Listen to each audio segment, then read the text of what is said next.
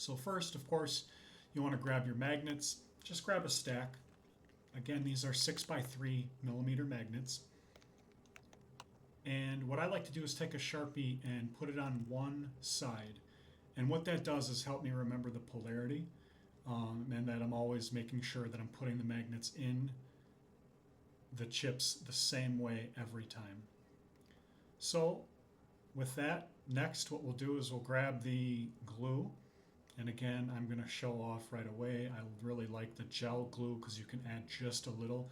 And every single one, you want to, again, just add a very small amount in each one. So what I like to do is I like to start with the furthest holes first. And as you see, just a very tiny dot of glue.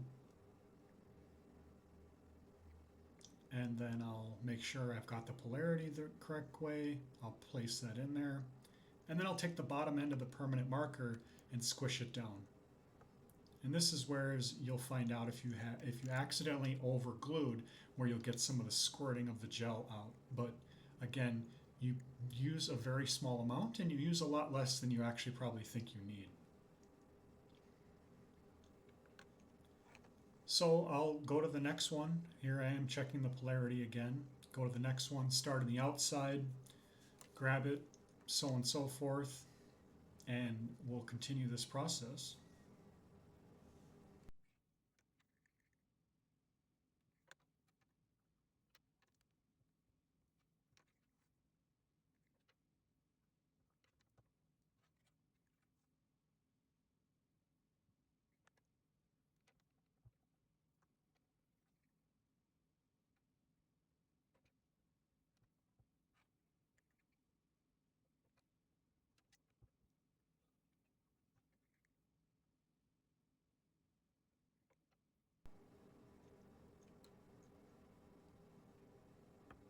All right, so we've got the outer holes good to go. And now just for the fun of it, I swapped over to the liquid glue.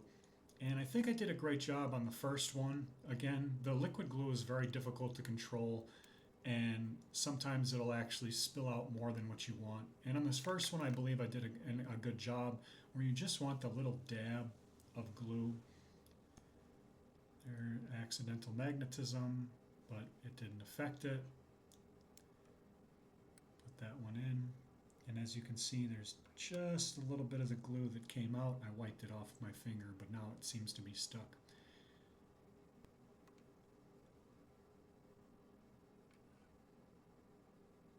Here's where I accidentally added too much glue. I mean, I can literally see it rolling around or moving around inside.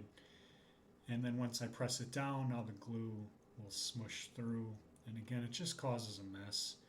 You just want to make sure you take your time when you're pressing these in. And once it's done, it's done. You don't have to, you can use these pretty much right away. I personally let them dry for a good 10 to 15 minutes before I actually put them into use.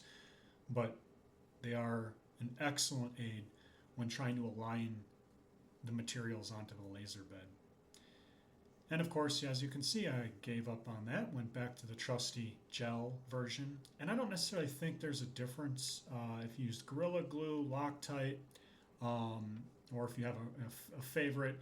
It's just you want to get a gel mainly because of the control. And here we are. I'm just finishing the rest of these up.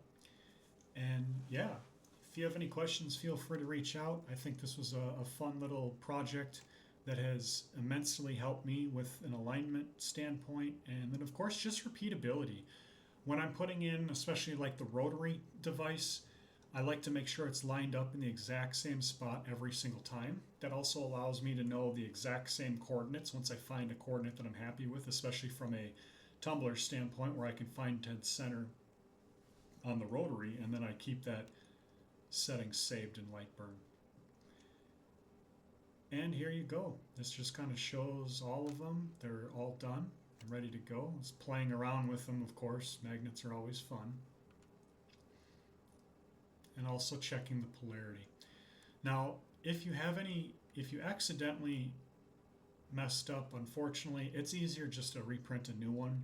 But you should see that they'll want to go away from each other. And in that case, that's a good indication that you've got the polarity correct. If you had one of the magnets reversed, actually you'll have it attached, just like you just saw.